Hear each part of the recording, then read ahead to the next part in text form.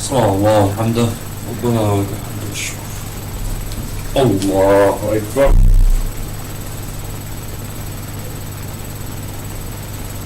الله أكبر. الله أكبر.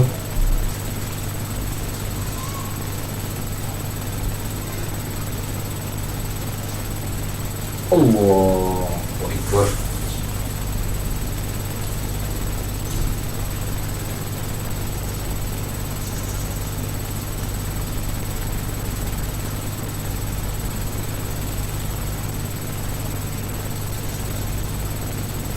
الله أكبر.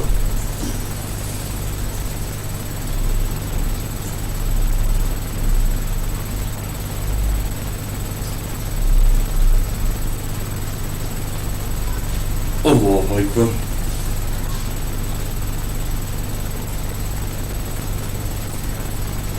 سبحان الله وحمده الله أكبر.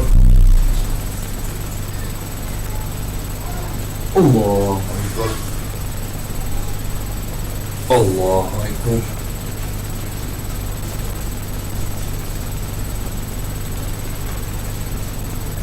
الله أكبر.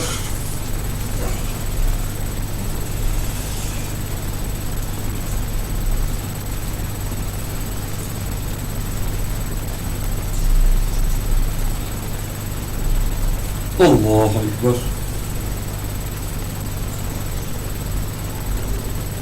سبحان الله وحمده ربنا ولك الحمد والشكر. الله أكبر. الله أكبر. الله أكبر.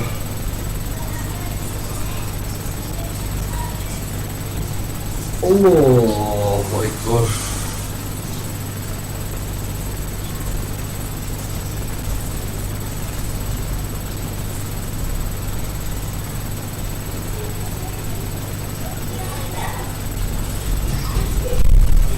السلام عليكم ورحمة الله وبركاته.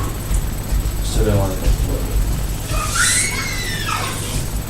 أول حاجة الناس بس هتقول لك صليتها جهرا ليه وهي سرا. أنا صليتها جهرا لأن لو حد يصلي معايا هيصليها وناخد ثواب مع بعض، وأنا مش شيخ ولا حاجة، بل بالعكس أنا مش حافظ قرآن كريم غير 3 سور، 4 سور: سورة الإخلاص، سورة الناس، وسورة قل هو الله أحد، سورة الناس، سورة الفلق، سورة الناس، سورة الفلق. أعوذ بالله من الشيطان الرجيم. بسم الله الرحمن الرحيم. سبحانك إني كنت من الظالمين. سورة الناس والفلق والإخلاص والفتحة، هم دول أنا بصلي بيهم. أنا مش شيخ ولا عالم ولا أي حاجة ولا أبسط خلق الله، ولكن بعمل حاجة أنا بعملها صح. نلقاكم بقى في حلقة قادمة من خطبة جمعة جديدة بإذن الله. بس أنا أتمنى من ربنا عز وجل إن يعني الناس اللي بتفهم تفهم، واللي ما تفهمش مش بنرد عليها غير بالصلاة على الرسول عليه الصلاة والسلام. ده طبيعي، أنا ما بردش على حد غير بكده. أي حد بيقعد فيا بسكت، تمام؟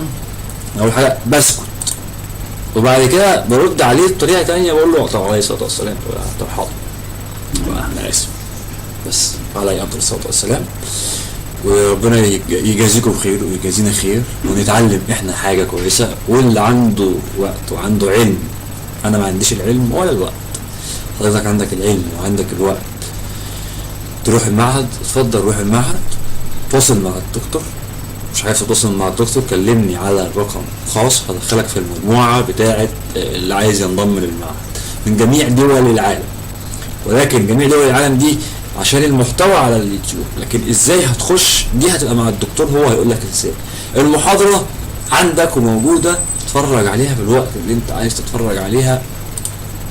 دكتور جميل من زمان، هو اللي محببني فيه واللي انا بحبه، وهو انا بعتبره ابويا. علاقتي ما بينهم مش علاقة شغل، انا ما بتعاملش معاه علاقة شغل نهائي. هو انا بتعامل معاه ان هو ابويا، ما بتعاملش معاه علاقة شغل. من زمان كان بيبث المحاضرات دي بث مباشر، بس احنا الاول كنا بنبثها لاوروبا من المكتب بتاعه، من مكتب الاعلام في فرع اسكندريه.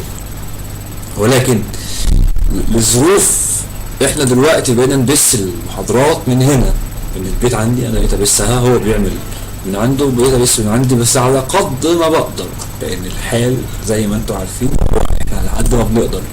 يعني هو الدكتور بيصرف على البث اللي هناك وبيصرف هنا، فاحنا بنحاول يعني نطلع احسن حاجة عندنا، نطلع المحتوى بتاع الدكتور، نحاول نطلع محتوى مع الدعوة الأساطير الإسلامية، زي الخبر الحلو اللي انا سمعته بتاع الشباب اللي هي اللي اسمها ايه معرفش المسلم، بس طبعا اتشال الجريدة عندنا لان هو تم نقله، ولكن اللي هو الشباب الخريجين من جامعة الازهر الشريف و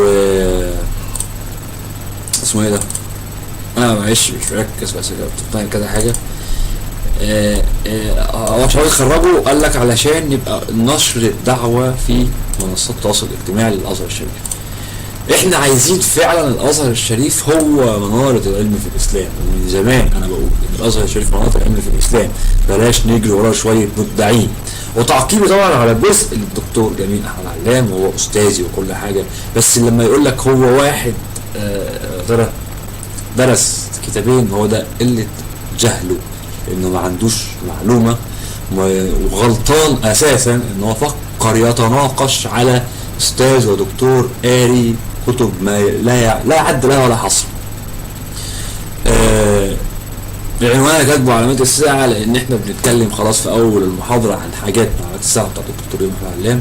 ومن علامات الساعة فعلا لما عيل زي انا اهو، انا بقول على نفسي، انا دلوقتي اجي اقول الدكتور جميل مش دارس، او اقول الشيخ ازهري ده مش دارس كويس، لكن لما باجي بتكلم على محمد حسان ولا حسين محمد حسين يعقوب، ولا بتكلم على مشايخ السوشيال ميديا، هم مشايخ سوشيال ميديا، مشايخ اعلام، دارسين اعلام مش دارسين علوم شريعه ولا وقلتها لكم بالتفصيل، ولكن عشان بس نبقى واضحين اكتر في الورقه. احنا عملتها لكم مره واثنين وثلاثه، بس هجيبها لكم يعني تبع الدعوه الاساطير الاسلاميه، ما هي المواد اللي في المعهد الدعوه الاساطير الاسلاميه دي، انا قلتها بس. لكن لو قلت على معهد، قلت على المواد بتاعه الازهر، انا ما اعرفهاش، انا ما دخلتش ازهر حضراتكم، ولكن كان نفسي عيالي يخشوا ازهر، وباذن الله احاول احقق ده. يعني معايا شويه من الاعلام، لان انا لما بنزل اي حته بصراحه بوزع اعلام اهو، شويه كتير يعني مش قليلين. المواد بتاع الدعوه والدراسات الاسلاميه عشان تدرسها، عشان تيجي تتكلم مع الدكتور وتيجي تقول له معلش يا دكتور اصل حضرتك بتغلط، ولا عندك خطا علمي، ولا خطا مش عارف. يعني مثلا ايه، انت عشان تخش المعهد هتدرس قران كريم وعلوم، يعني الدكتور درسه، هو استاذ ودكتور، والحديث النبوي والسيره والحضاره والعقيده عند اهل السنه، والرد على التيارات الفكريه، والفقه وأصوله، وفنون التواصل والإعلام والدعوة الإسلامية، والثقافة الإسلامية وجبة. بس أنا شايف خط صغير مش باين، يعني أمهات كتير جدا. أنا مش حافظ الحاجات دي، لأن أنا مش مركز فيها، مركز إن أنا السوشيال ميديا، أنجح السوشيال ميديا، أنجح معها السوشيال ميديا، أنجح نفسي السوشيال ميديا، علشان ما احتاجش إن أنا أنزل أشغل وأدور زي ما أنتوا بتشوفوني بنزل أدور على شغل. فشكرا ليكم، شكرا إن أنا لو